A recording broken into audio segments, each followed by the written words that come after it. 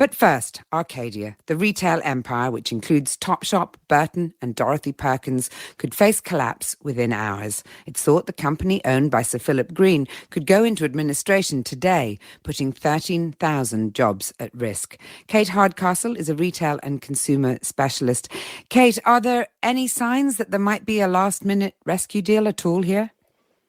I don't believe as an entire group. I just don't see that somebody is going to want to take on all of the challenges the group faces, its pensions situation, brands that have perhaps been underinvested in over the years, and a quite challenging store portfolio, and take that on and have the investment ready and the time ready. In these very challenging times we've found ourselves in, COVID has certainly been part of the picture when we look at the problems Arcadia face, but it certainly would be a large consequence, a large reason that an investor would look at it in terms of an asset to buy right now. And perhaps that's why we're hearing more about people wanting to put individual bids in for the separate brands. Indeed. But tell me first, what's happened to Arcadia? I mean, a few years ago, brands like Topshop could do no wrong, and Philip Green was having epic parties at the Hotel du Cap, and, it was all money, money, money. But they were already in trouble, weren't they, before the pandemic came along? So it's one story that can't be blamed entirely, at least, on COVID. Absolutely. I mean, it's almost a soap opera of challenges and highs and lows, and much of it documented in the tabloid press, as you know, because it has this quite character-led organisation where you would often see with every store opening, the New York store opening with Kate Moss, or the signing of Beyonce to launch the Ivy Park logo brand for Topshop, Philip Green stood right next to the iconic figures that have been hired to do the publicity. So certainly Philip Green and all of the stories that come with him are part of the mix. But mainly, if we deep dive into the challenges, first and foremost, there has been a disconnect with the consumer. And this is a consumer in an age like no other, hugely motivated by social media, very pick and mix with ethics, 1 minute very concerned about the environment, then wanting to look at buying items for £1.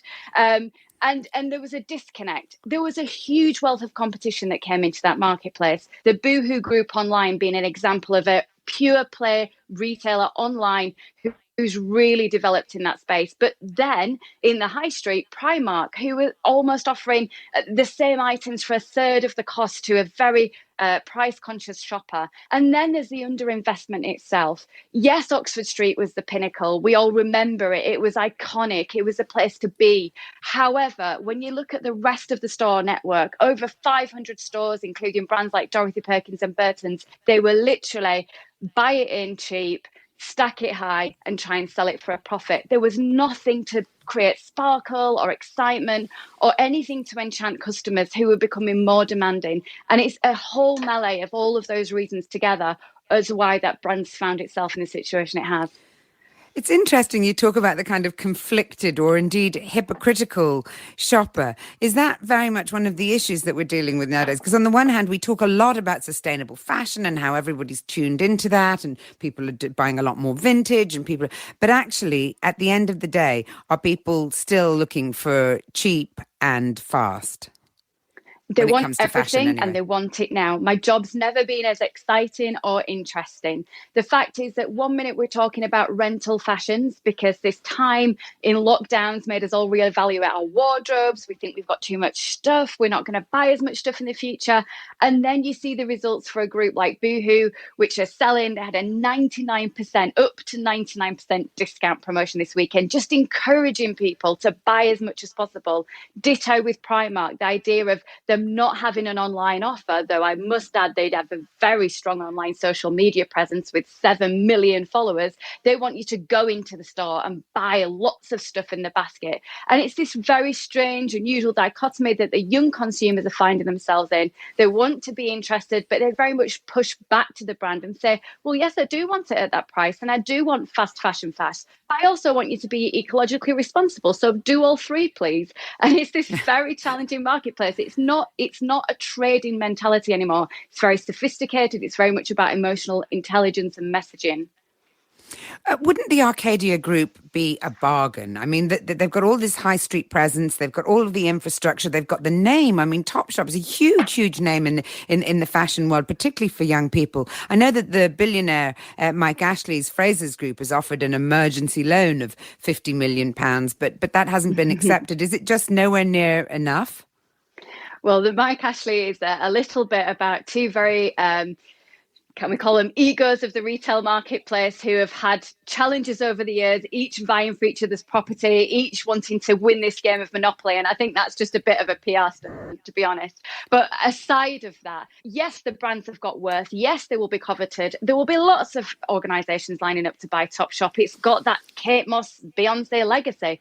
However, I think when we look at what's needed of brands right now, if you look at the figures of how we've moved online in our sales, yes, driven because of COVID, we've literally seen numbers reach what we would have expected by 2025 in just a few weeks and months. So I think that operationally, organizations that are operationally savvy, that are slick, that are lean, that are really on the edge of fast fashion are the organizations you want to pick up in terms of the operations. It's quite a sluggish organization. It's quite underinvested, and you might actually be buying more of a problem child if you bought it in its entirety than you would individual brands. Kate, just finally, what impact is this going to have on the already beleaguered high street? Because, I mean, obviously, along with all the other names of the companies mentioned, there's Wallace and Evans. I mean, are we going to see huge, big black holes on the high street?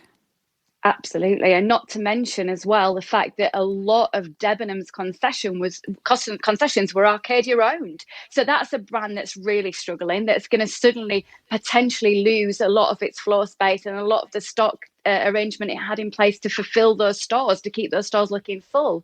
Our high streets need a complete fresh look. They can't hang their hat on retail anymore. It's going to have to be about a social offer. It's going to have to be about more movement, activity, community, and only the best retail. And what we've got to hope is that that includes retail great and small. The smaller businesses bring the vibrancy, the bigger businesses bring us the value as organisations. And I really hope that what will come of this dangerous opportunity, this crisis we're in, is a better outcome for shoppers, both online and in stores for the future. But in the meantime, I'm afraid we're going to go through a very ugly transition period, as unfortunately a lot of these high street brand names have rested on the laurels a little bit too long, and then COVID's really caught them out. Retail and consumer specialist Kate Hardcastle, thank you so much for all that illumination.